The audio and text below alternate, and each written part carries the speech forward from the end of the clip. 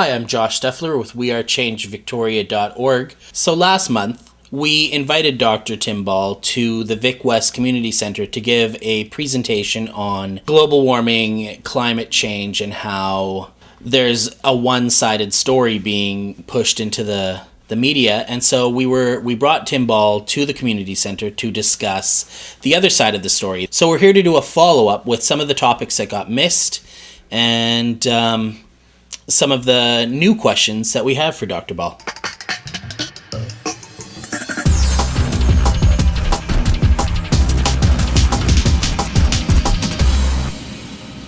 So Tim, after the last event, there was so much interest and so much passion there that we missed a few slides through people asking questions. Is there anything you'd like to touch up on before we move forward with these further questions?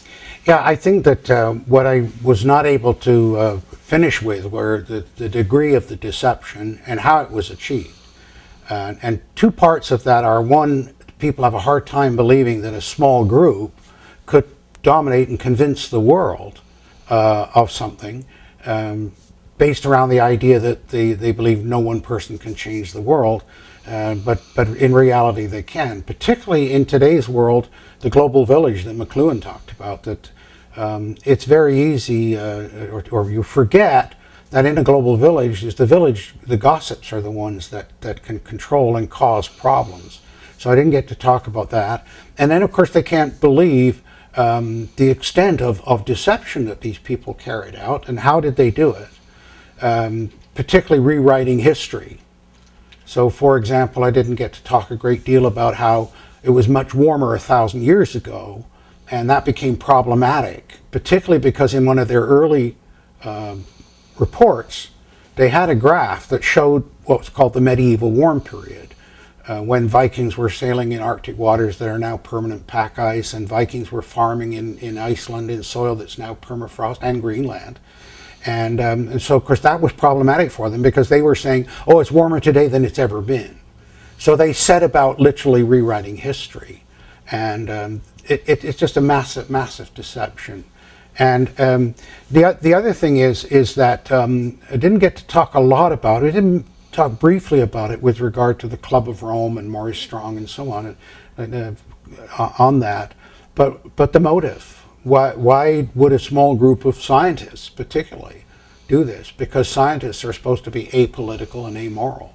So those are some of the things I'd like to just sort of flesh out a little more. So you mentioned Maurice Strong and the Club of Rome. Would those be part of this cabal that's trying to manipulate the public and hypnotize us into believing that carbon is the greatest threat to humanity that we've ever faced? Yeah. Well, of course, it's interesting in your comment just now when you said that carbon it's not carbon, it's CO2. And just that is an example right there, because CO2 is a gas, and in fact it's a very benign gas and important to all the plants on the planet. Mm-hmm. But they've switched it into, it's carbon. Well, carbon is a soot, it's a solid, and of course carbon, the connotation of it, it's dirt and it's black and it's bad. Mm-hmm. And this is all part of the idea. But you also mentioned the word cabal. A lot of people say, these conspiracy theories. That's become a denigration of somebody questioning things. It's like with Obama, you're a birther. So these PR people create these terminologies to deflect and to isolate and marginalize people. And it's all part of the game. It's better to call this group a cabal. A cabal is a small group of like-minded people with a social and political agenda. And there have been lots of them throughout history. And the one group, for example, that some people might remember was the group that Guy Fawkes was the leader of. Now, Guy Fawkes was the guy that was caught in the basement of Parliament with 5 barrels of gunpowder, and he was part of what became known as the Gunpowder Plot. Well, that was organized by a cabal, a small group of very powerful aristocrats in England. Of course, I know a great deal about Guy Fawkes because my birthday is Guy Fawkes Day, November 5th. November 5th. And I loved the guy who said that Guy Fawkes was the only person that ever went to Parliament with good intentions. So there's a lot of element in that. But it's how this was achieved. And of course, Maurice Strong was the main architect of that. And maybe that's where we can pick up on and add around the previous program that you showed, for which I'm very grateful. Malthus was a minister of the church in England, but he was very interested in population and overpopulation. And he presented the argument that the world's population was growing so fast it would outgrow the food supply. And that's all he looked at, was food supply. He was completely wrong. He's been proven wrong because, of course, technology and advancement and science and so on. That we've now got the bizarre situation, say, in America, where you got surplus food and overweight and the problems of too much food and overpopulation. But in other parts of the world, people are starving to death. Yeah. But Malthus's idea of overpopulation, that's still the underlying theme of the whole Club of Rome, environmental movement, global warming. That's still the central theme of it. And to give you an idea of how it's integrated, Al Gore, who picked up on these things as a political agenda for his own career and his own pocket, of course, he was the keynote speaker and the American representative at the first World Conference on World Population in Egypt in the 1990s. And of course, what better place than to be in downtown Cairo with all the poverty and the people begging and so on. And of course, there they were saying, "Oh, the world's overpopulated, and overpopulation creates poverty and all the rest of it," ignoring the fact that the country with the highest population density in the world at that time was the Netherlands, and yet it had one of the highest standards of living, and so it really had nothing to do with it. But that overpopulation, and that theme's coming back, by the way. That theme is highly coming back. You hear a lot of the green movement talk about how we need to reduce our carbon footprint to make space for the people coming forward, and that we are vastly overpopulated. Now, instead of the food supply, they've switched it to the oil supply. So now there's not enough oil. But back in, I believe, like the 1800s, it was the coal supply. We're going to outstrip the coal supply. And yet they're still mining coal 212 years later. So, well, of course, because you see, that's what happens is that humans, with their adaptability, and we're the most adaptable animal of all. Highly adaptable species. Right, which of course is seen as a negative thing. But I happen to be born and raised in my early years close to an area called the Forest of Dean in the west of England. And the Forest of Dean was the source of charcoal. And charcoal was produced by burning wood. And of course, it then provided the extra heat you needed for melting iron and so on. Well, they started to run out of trees. And they started to run out of trees for a couple of reasons. One is the climate got much colder. And for example, in 1709, it's estimated that 3/4 of all the walnut trees were killed off in one winter in England. From a really bad cold snap, I mean, in that period of time, there was ice on the Mediterranean in the south of France. I mean, we're talking cold. And so, but as the trees ran out, the coal they found coal in the Forest of Dean area because it was seams of coal right at the surface. Well, that coal then became the mining industry, the coal industry that then fed the Industrial Revolution, which started in that area. So human technology and adaptability, but back to the overpopulation thing, that's coming back, of course, because they know they're losing on the climate issue. Well, they've changed it. Now, it used to be global warming. Yes. And now you rarely hear anybody talk about global warming because there was too many people with too much evidence and proof that the climate wasn't being warmed. Right. So they switched it to climate change, which can mean anything. And they use it in the media now. Of course. Any superstorm, any weather event is, of course, now it's caused by climate change. Exactly. Okay, now that change occurred in 2000, around 2000, and I did show a diagram in the program that you showed already, where the temperature is going up and the CO2 is going up, and then of course they projected it would keep on going up, but then the temperature started to level off, so that the global temperature has not increased for the last 15 years. And so instead of adapting and changing their science as a proper scientist would do, they changed the terminology. They moved the goalposts, okay? And so we went from global warming to climate change. And as you correctly said, that allowed them then to say, oh, and you know, it's getting warmer, it's getting colder, it's getting wetter, it's getting drier. It's all climate change. Well, climate's always changed. Tell me something I don't know. Yeah. If the climate hadn't changed, nobody would be living on North America because it was a giant ice sheet. Exactly. So exactly. 8,000 years ago, most of Canada is still under a massive ice sheet. And people forget that. In fact, there was a fairly large chunk of the ice in central Newfoundland up until 3,000 years ago.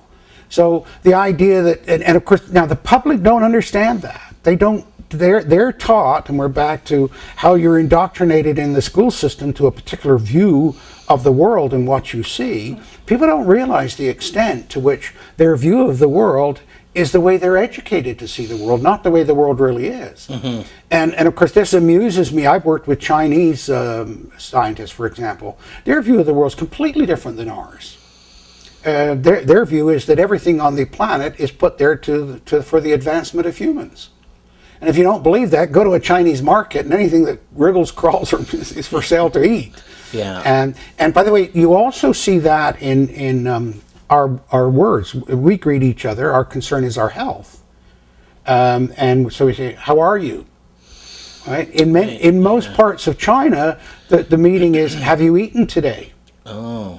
Right. So the priorities suddenly shift. But anyway, the Club of Rome in the 1960s, particularly with the work of Paul Ehrlich and John Holdren, who is currently Obama's science czar. Science czar. Okay. They picked up on the Malthusian theme and argued that not only would the population outgrow the food supply, but it would outgrow all of the resources. And it would do it at an increasing accelerated rate because of industrialization, because of technology, and the greatest threat to all of this was the United States, because they were the most advanced and industrialized nations and so on. And so they produced work. Ehrlich, with his wife, wrote a book called Population Bomb. And you go and read that book now. It's so, the predictions are so incorrect. I mean, he's saying that, you know, by the year 2000, that Britain would be virtually gone. I mean, unbelievable stuff. And yet he continues to have credibility. He said, well, how could, because science is, if your predictions are wrong, your science is wrong. And but all of that is ignored. It's ignored, I think, for politics, isn't it? Of course. It's all an agenda of control. Exactly. And they're using this stuff to scare us into giving up our liberties, our rights. Exactly. To save the earth. It's a noble cause to save the earth. Yeah. And yet the problem itself is a manufactured problem. Of course. You know, you've always got to have a boogeyman. Yeah. Hitler used the Jews. Idi Amin used the East Asians. And these people are using, you know, we're running out of resources and overpopulation and all the rest of it. Carbon is the new boogeyman. Yeah, exactly. And of course, H.L. Mencken said, 70 years ago or more, that the urge to save humanity is always a false front for the urge to rule. To control humanity. Control humanity. And you do it by scaring people. And then you come along and say, well, we'll save you. We can protect you. If we do this and you listen to me and let me run things. So that's what's going on, of course, in the back of this. But with the Club of Rome, they produced, and this is a very important part of it, because so much of what they learned has now been translated into the Intergovernmental Panel on Climate Change and the environmental laws that are coming out now. And they also interject in and almost formulate the plan for the UN Agenda 21, right? That's totally. Where it all it's all in comes from. So. Yeah, exactly. And it comes from the Club of Rome and the books that were written, Grow Harlem Brundtland and these people, and comments like sustainable development and all of these terminologies. I mean, sustainable development to me, I said, it means everything to everyone and nothing to anyone. Yeah, and it's new. It's relatively new in our vernacular, but it's so overused and overhyped, and everything has to be but notice that there's an underlying sense to it. I mean, to protect and not to soil your own house makes sense. So, of course it does. To does. look after the planet and so on. But these people then take the moral high ground, saying we're the only ones that care. We're the only ones that are doing anything about it. The rest of you are being duped by these oil companies and all of the rest of it. And it's an absolute outrage. You should be saying, how dare you say this? But that's what's happening. Now, what the Club of Rome did was they produced a book called Limits to Growth.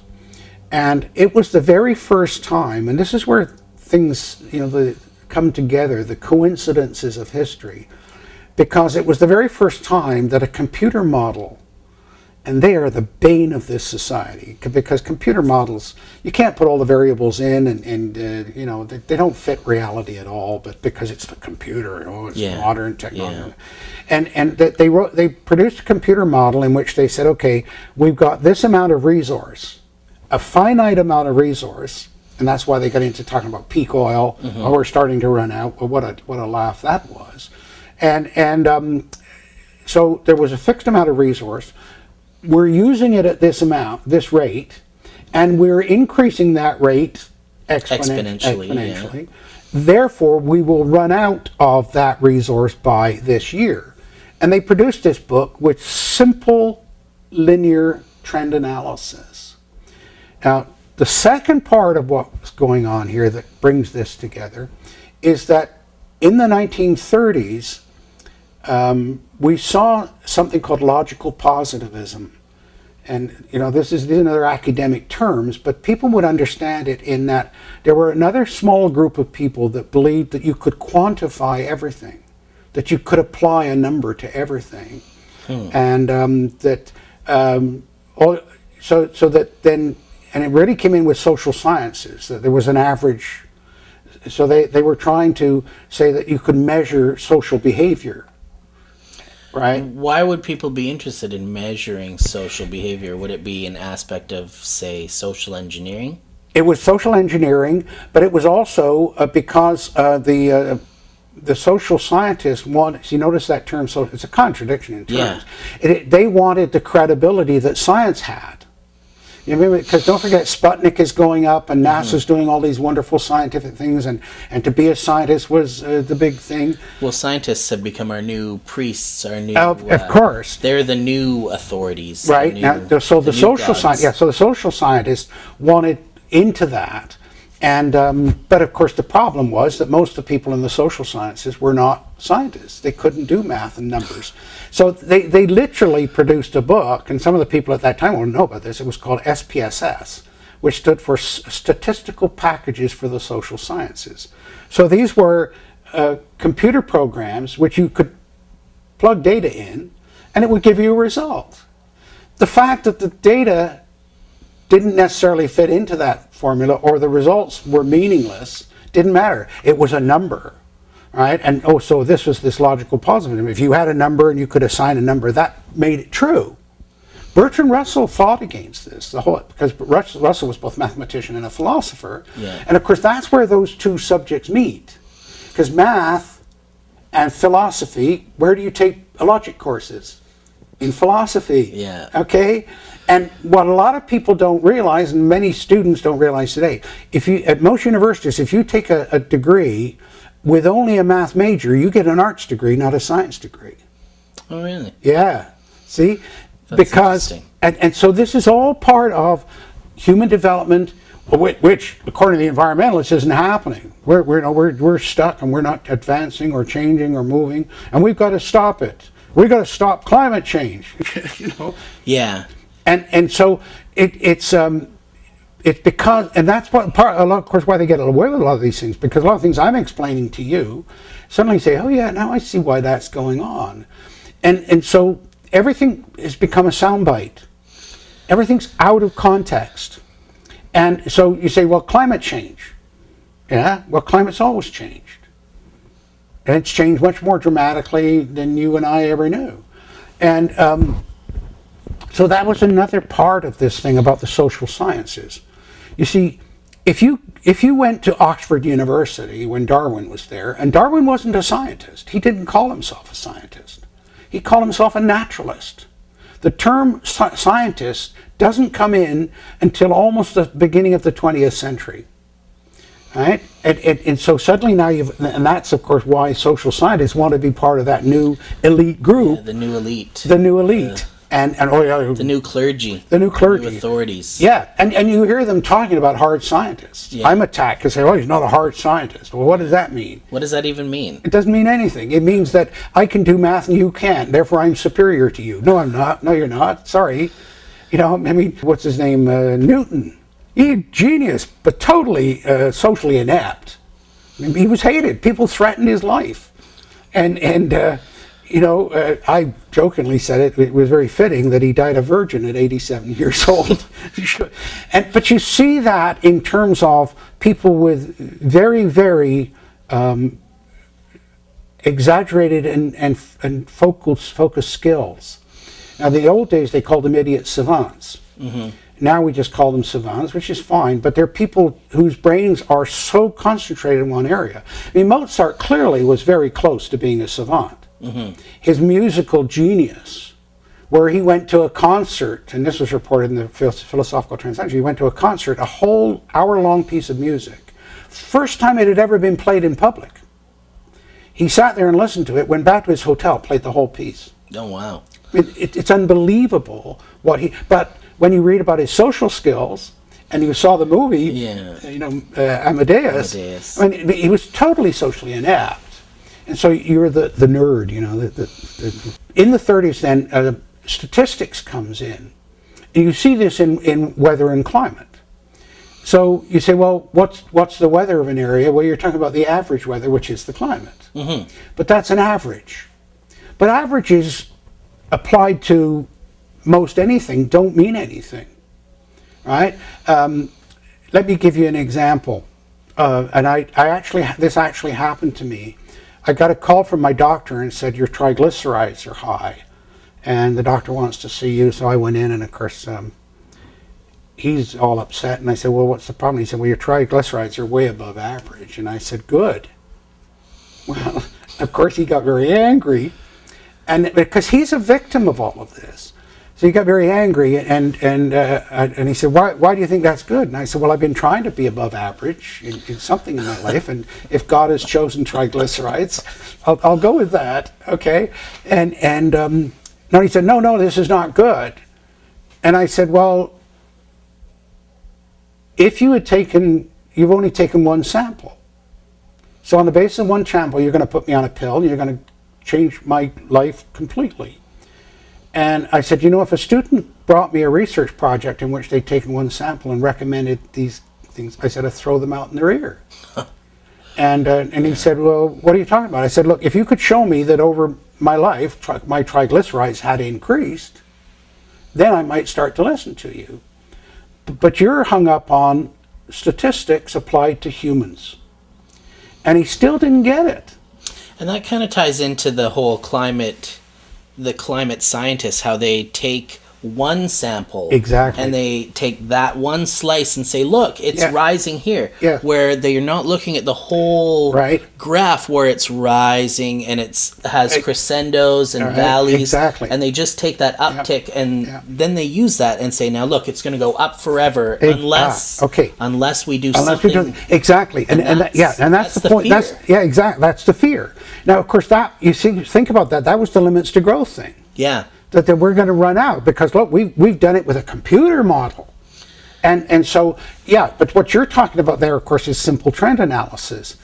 Just to go back to the triglycerides thing for a second to illustrate the point even more, because the doctor said to me, well, you know, what are you talking about? And I said, okay, let's say that an NBA basketball player walks in here, and you measure his height, and you say, you know, you're 7 feet tall. You're way above average. we've got to cut you down a size, fella. Everything below the knees has got to go, right? I said, has it ever occurred to you that I might be the NBA player of the triglycerides? Because there's a range of triglyceride readings, but we're in a society where everything's got to be average, where everything's got to be normal, whatever that is. And I've seen this. I know Japanese people being put on cholesterol-lowering drugs because their levels are high. The Japanese, as a nation, have the highest levels of cholesterol naturally, and yet they're being, the statistics that are got from white Europeans are being pushed on them. This is what's wrong with statistics and how it's being applied, not only in the social sciences, but in the hard science, in medicine and these sorts of things. Now, what happened in climate, of course, it was just keeping the averages of a particular weather station. And at Environment Canada, they had no, in their training to be a weather forecaster, there was no climate instructions at all. The people that did the monthly climate reports were people that no longer wanted to be forecasters. They just wanted to be put off in a back room, and it was a job that nobody wanted to do.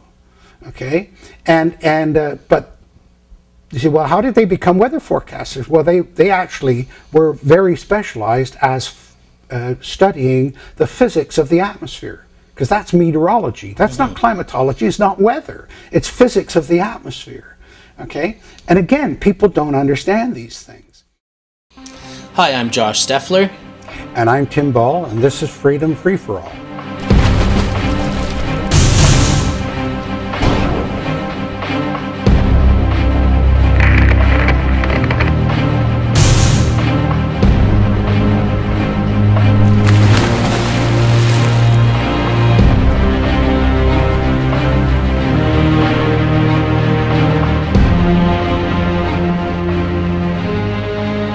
In the 60s and 70s, when I started studying weather and climate, the world was cooling, and the consensus was global cooling.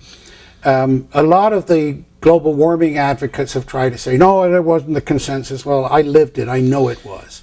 And I can produce all the books, and I can produce CIA reports. And of course, that's one of the giveaway. What they're watching, right? It's like a friend of mine. I said, how do you buy stocks? He said, whatever the mafia are buying. Yeah. I did. Because they know it. And not only that, but they can make it go up. Yeah, they've got the game rigged. Yeah. So. Well, the CIA produced several reports on the impact of cooling. And how it would cause a new ice age. A new ice age. Yeah. Well, not even just a new ice age, but even just a reduction in world food production. For example, if you lower Canada's average temperature by 1 degree Celsius, you virtually take it out of agriculture. And of course, if you can't feed yourself, you're at the mercy of absolutely of anything. Really. And right now, that's another thing that we need to do a whole program on. And you talked about that UN program. Yeah, Codex Alimentarius. Yeah. You see, because what people don't realize is that without surplus food, you have no surplus time, and therefore you can't afford a civilization. And it's the surplus food that's allowed us the time to do the things we're doing. Advance other areas. Once our basic needs are taken care of, now that we've got extra food, we don't have to worry about setting aside stuff for winter, so we can focus on, say, art or culture or, or the quality of life, really. The quality of life, yes. The intellectual. The things that you enjoy in life, rather than working just to survive. Now you've got surplus time. Yeah.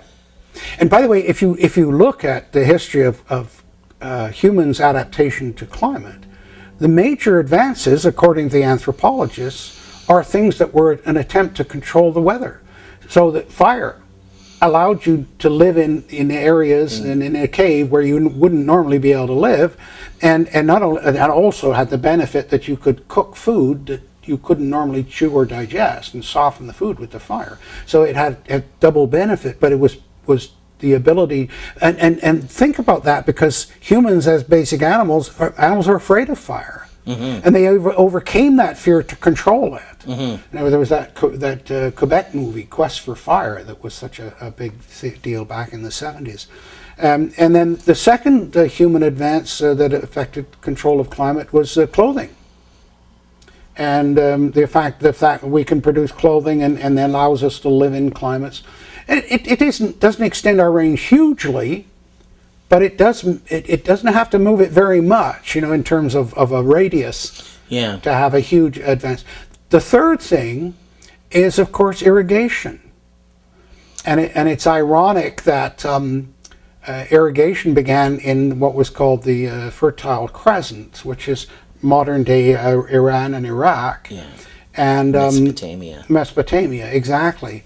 And of course, with irrigation came in because, again, of climate change. That area, they started to harvest the grasses, produce, or it had natural food supply, but then a drought set in. And it was related to what's called the Holocene optimum. The world warmed up much, much warmer than today, like 5-6 degrees warmer than today. And so that Middle Eastern region became a desert region, and they offset it with irrigation. To the point where Baghdad, 9,000 years ago, was on the coast, is now 200 miles inland. Because of, once you start irrigating, you increase soil erosion, you also increase salinity in the soils and the other problems. So that's the lessons we need to learn. What are the side effects of the things that we do? And then we can mitigate against those. We're not dealing with it that way. The environmentalist approach is so blind and illiterate. And narrow focused. And worse than that, it's because it's for a political agenda. It's a complete political agenda. Agenda of control, the control of our mobility, the control of our food supplies, our transportation, where we can live, the houses. It extends into everything. And but think about the stupidity of that. I mean, look at. I know I used to tease about the Manitoba. You go to California, get a nice house design, stick some pink stuff in the wall, and say it's suitable for Manitoba's climate. Like, get real. Yeah, we had that problem here with the condos. Oh, the leaky condos. They went with standards that were okay in California, a nice dry sunny climate compared to our wet climate here. The rain, living in a rainforest is a lot different. Let me elaborate on that, because I'm living in a leaky condo. I bought the condo, and within a year it was declared leaky, if you can imagine. But that came about, that whole leaky condo thing came about because the government said, no, we've got to save energy. We've got to reduce heat loss. So we've got to seal up our buildings. Okay? And they introduced new bylaws, building codes across Canada. And without thinking about the consequences, the single-mindedness. We've got to save energy. So we'll seal up the buildings. Well, in Manitoba or the prairies, fine, you save the heat.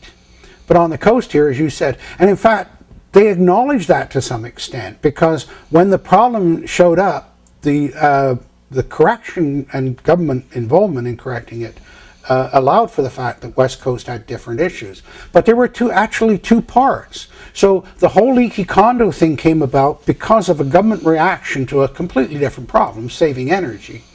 And there were two parts to it. And again, a lot of people don't know this. We can take any of these stories and look at them in the reality of what happened.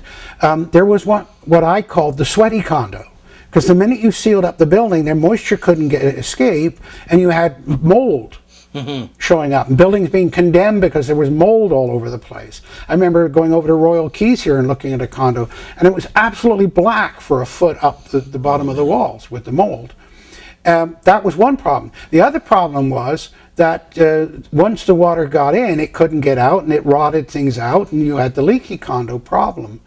And of course, the government then denied all knowledge, and they put the premier to investigate the problem. They put the premier in charge, who had passed these bylaws and so on. So it's another example of well, that's not the understanding beginning. That was just the beginning. Like, now we're getting more and more laws. But the concern with climate change comes from the fact that we've got the United Nations making these laws and these rules and these agreements that are supranational, and so they're Okay. again bringing it to the average, the one size fits Yeah. all, so that a rule for Iraq from Iran is a rule Of for course. Manitoba or Yeah. Vancouver Island, whereas our climate and our rules, our societies, our Exactly. civilizations Yeah. are much different. But the UN, and through its programs like UN Agenda 21, Yeah. it's a homogenization and an averaging of everything. Of course. And Yeah, because of course the underlying principle is, it's we've got to have equal. yeah. We can't apply a different law here than there. It's the problem in Canada. It's the whole small L liberal approach to Canada of universality, and Trudeau's idea. Well, it's just rubbish. I mean, I saw that. I was involved in a case in Ontario where Toronto said, "Oh, we've got studded tires," and they're chewing up the street. So we're going to ban studded tires. Well, the doctors and the people up in northwestern Ontario said, "We need those studded tires to get Yeah. around on the ice in the wintertime." But you apply the law to the whole province. So, well, we can't have it's you know the extent to which this is it's a world problem, but it's a Canadian problem, because, for example, we had the drought in the 1930s. The government stepped in and created the Prairie Farm Rehabilitation Act, which was to move people out of areas that had inadequate moisture for farming. Okay, and so out of that, then of course you set up a government department. That's always the solution. But the government department, once it's set up, perpetuates itself. It doesn't solve the problem, because if it solved the problem, it'd be out of business. Yeah, and they'd be out of jobs. Out of They'd job. be out of- Yeah, and we're back to the sociologists again. I mean, I tease them. I said, if you guys were any good at your job, you'd be out of work by now. Yeah. Right, but that isn't going to happen. So what happened with the drought in the 30s was they set up the PFRA, which became administration instead of act, and it's a federal government agency that only operates on the prairies. Well, Quebec have opposed it ever since it was formed, because Quebec said, "Oh, you've got a federal government agency in only one part of Canada. We should have one here. We need universality." And so our whole structure ignores the geographic reality of variation, different climates, different geology, different everything. Well, and even different societies. Like, Yep. the idea of the United States was that if each different state had different rules, Yep. you could move to where the rules applied to you. And it's Exactly. kind of the same with our Exactly. provinces, right? Like, the difference between British Columbia and Alberta are such that if you like the society and the culture in British Columbia, you move there. It's more of a West Coast, Yeah. hippie kind of culture, whereas Alberta, you've got the cowboy culture, and so people could move to places that fit their personalities, and we don't have to have this homogenous monoculture, mono rule across And all of Canada. in fact, what's the one thing that they keep arguing about is diversity is what you need for adaptability, but they're forcing exactly the opposite with their mono control, one world government, and all the rest of it, and so it's completely contradictory to the natural. Now, one of the ways, of course, that they entrench these things is through the money, and so. And first time I heard this suggested, and it's one of those things that's so simple and so obvious that people tend not to think that about your it. mind repulses it. Well, because not it's just so repulses simple. it, but one of the things I learned, I'm not that bright, but one of the things I learned teaching first year university was the worst thing I could do is in my mind say, "Oh, I don't need to mention that, that's obvious." It may be obvious to me, I can't make that assumption for other people. And I used to tell my graduate students, if you have one original thought in your lifetime, you have done more than most people that ever lived. Original thought is very rare, but of course if you uniform thing, that you reduce the chance of original thought. In the 70s, because of the limits to growth and the statistics, that what got applied was a simple trend analysis. That this is happening and it's going to go on happening. So they said, the global temperature's been going down since 1940, and it's going to carry on going down, and the world's headed for cooling. And the CIA did the studies, and a guy by the name of Pondy wrote a book called The Cooling. And guess who was promoting global cooling? A guy by the name of Schneider, who became the key guy in developing the global warming issue, because at that time we were starting to get government funding and directing who researched what, and of course the funding by governments of the global warming issue has been a major factor. So usually the climate alarmists, they usually tell us that the consensus is in, that climate change is happening. Yeah. Well, of course climate change is happening. It's always happened. But they say that there's only maybe 5 or 10%, not even, like 0.5% of the scientists that are against what they're saying, that we need to act immediately and now to homogenize the climate and stagnate the change. Mm-hmm. How do you respond to that? How can you say that the consensus is not in when they're saying that 95% of the climate scientists in the world are saying that what they're saying is true? The use of the word consensus is proof that they are playing a public relations game, not a scientific game. Because you can have 100 scientists agree on something, but one is wrong, and says you're wrong and proves it, the whole thing's meaningless. Because we see what happens, and especially today, the students go to school, they're indoctrinated into the current thinking. And if anybody dares to question that, then, the consensus says, well, consensus is not a scientific fact. No, the consensus back in, what's his name, Copernicus' time, was that it was a geocentric. Right, exactly. And the consensus was that the Earth was flat, and it was only a few people that were wrong. Right.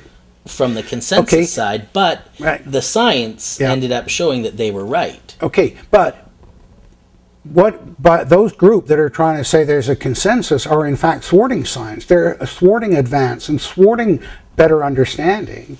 And of course, a further proof of how political this is was they started to say, well, you're a global warming skeptic, right?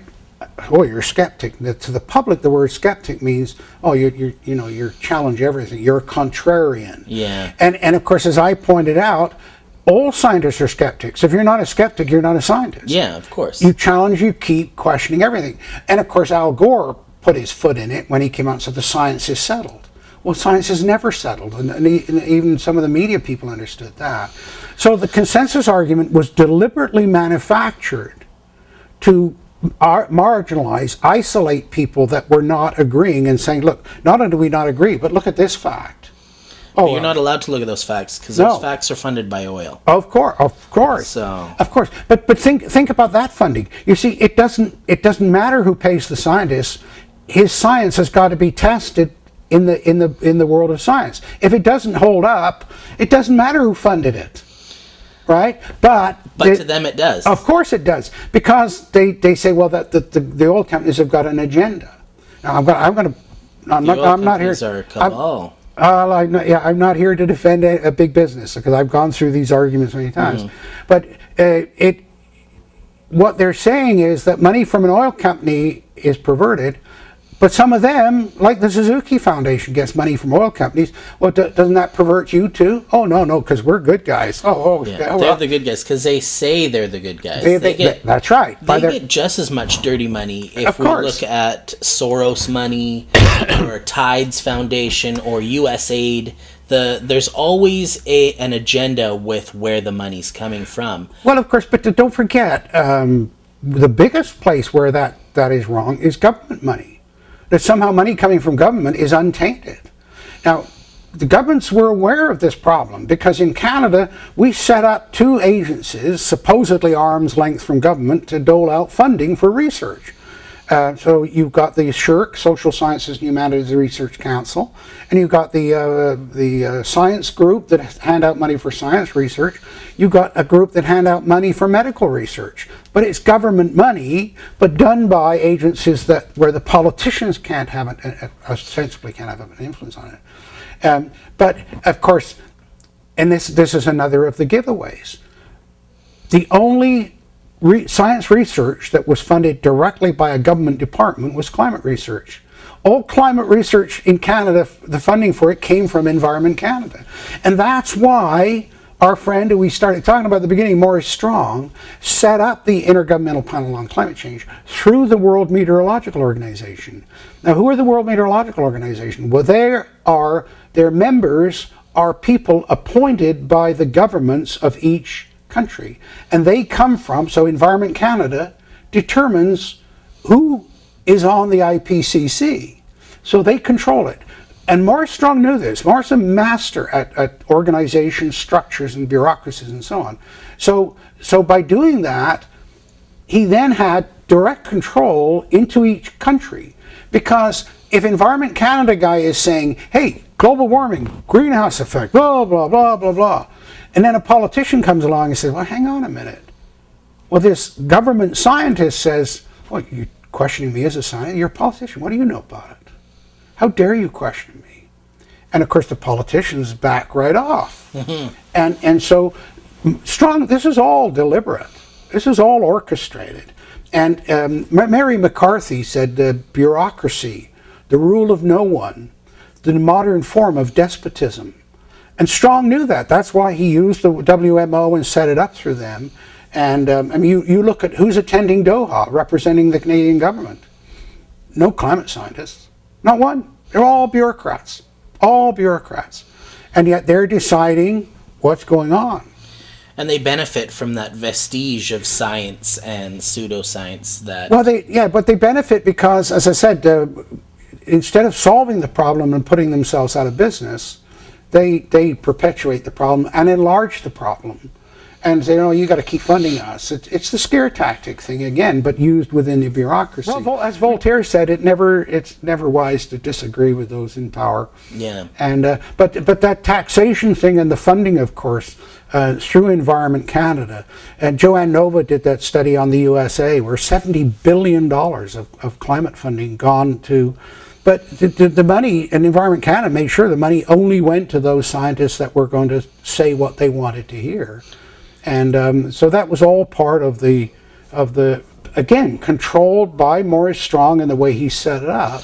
Maurice Strong, he keeps coming up in this climate topic. I've seen some quotes coming from him about overpopulation and almost the end of civilization. I can't remember the exact quote, but he said something about how if Western civilization is the cause of this, then isn't it our role to bring about the end of Western civilization? And more you're seeing these climate alarmists that are coming and promoting Agenda 21, the UN Agenda 21, to bring down our society from overtaxation, repressive laws, loss of liberty, loss of mobility, cramming us into unsustainable developments like massive micro condos where you are no longer able to sustain yourself because you've got no land to grow food on. You've got no ability to be self-sufficient. So this Maurice Strong guy, where did he even come from?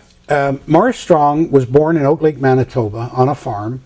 The family were socialists. His sister has been a lifelong and openly declared Marxist. Nothing wrong with that. People are entitled to their political opinion. Mm-hmm. A lot of what formed him, and of course Ignatius Loyola, who founded the Jesuits, said, give me the child and I'll give you the adult. And of course Goebbels took that with the Hitler Youth and so on. But what came out of that, and socialism on the prairies, and the CCF and it's their birthplace. It was a birthplace. And it was a very legitimate argument against what was being done to them. I mean, the brick strike in Estevan, where people got shot on the street by the Mounties and so on. And so Maurice Strong came out of that environment. And I talked to people that were in school with him, that grew up with him, that have worked for him, and know him very, very thoroughly. And he, at 15, left school and went to the U.S., became a very successful capitalist, made a lot of money. But of course his socialist theme, and so many of the capitalists who make a lot of money, they end up having some guilt about it, and of course they start with their foundations. We got to save the world, and I've got to offset my guilt for making a lot of money, for being successful. And Strong, and if people want to read about Strong, a real understanding of strong, there was a woman by the name of Elaine Dewar. Elaine was a reporter for the Hamilton Spectator, which at one time was one of the best investigative journalist papers in Canada. Newspapers have got away from that. They're all into op-ed and opinion and all of this stuff.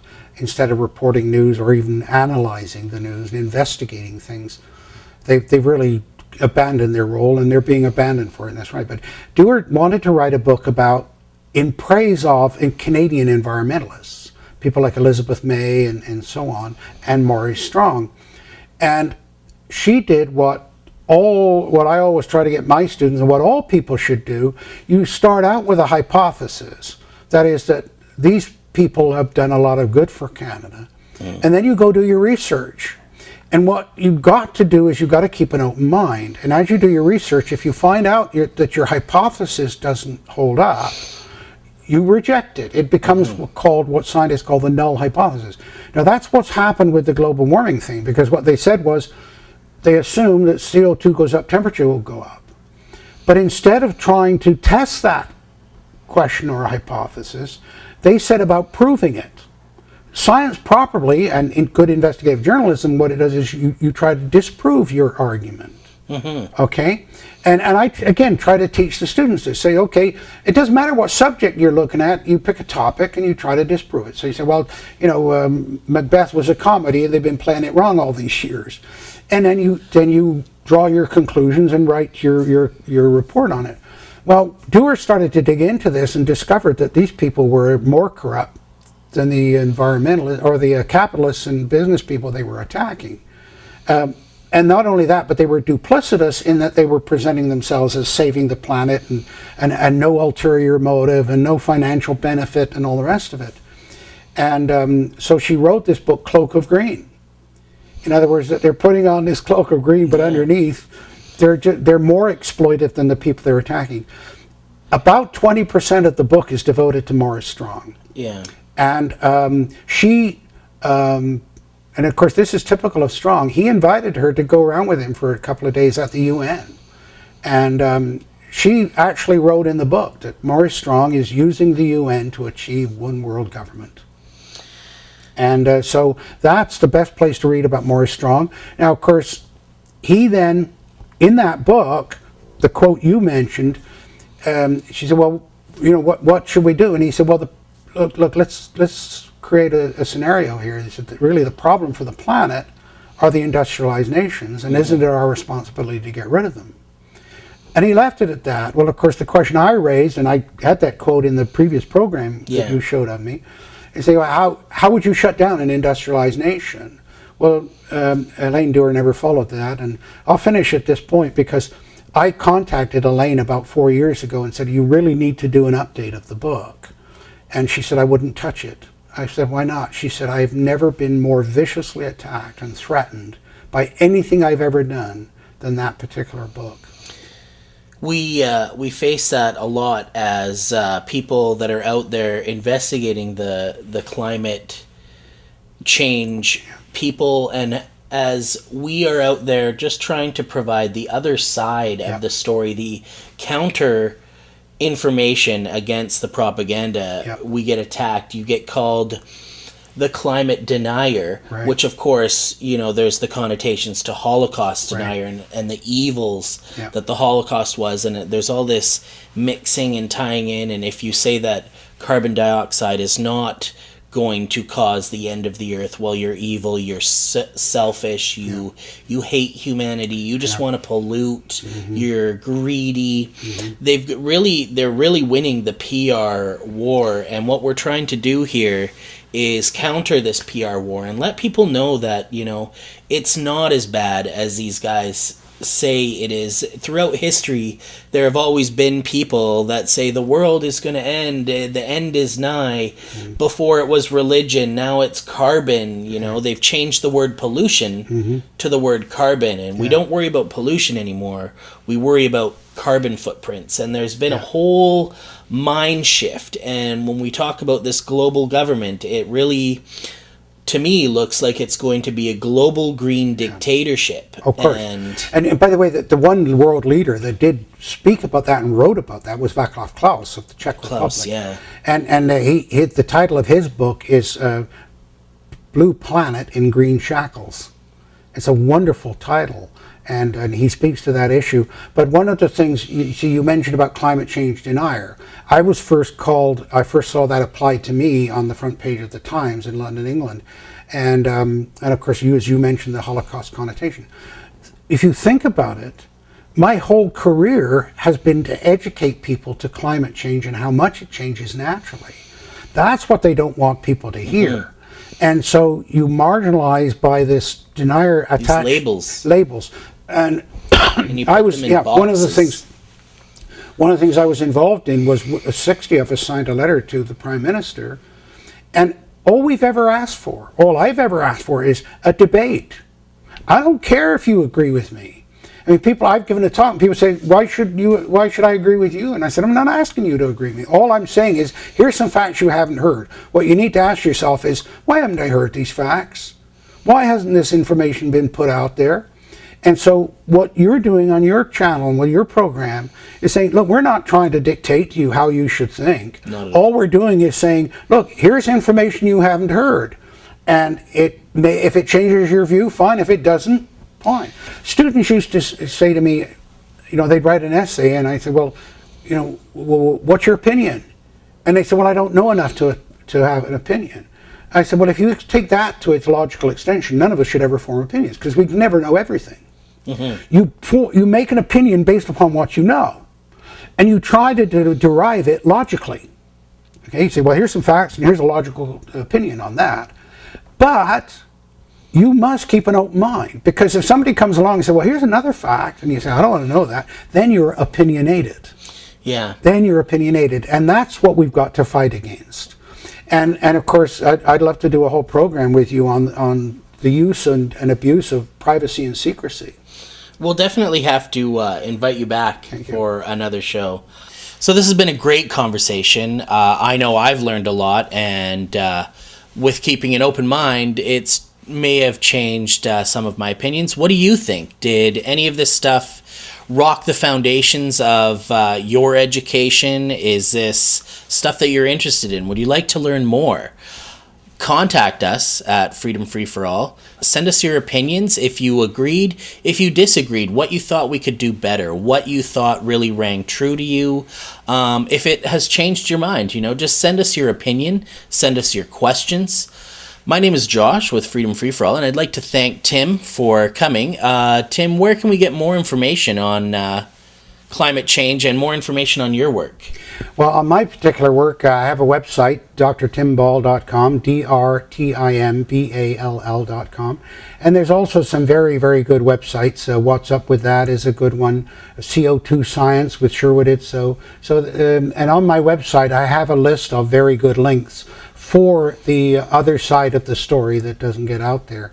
And I'm very appreciative of this opportunity to talk to Josh about climate change. All right, Tim, thanks for coming out. Thanks for having us, letting us do this program and getting your voice out there.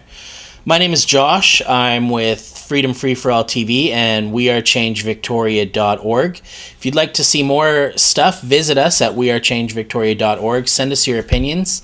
And until next time, be safe and be free.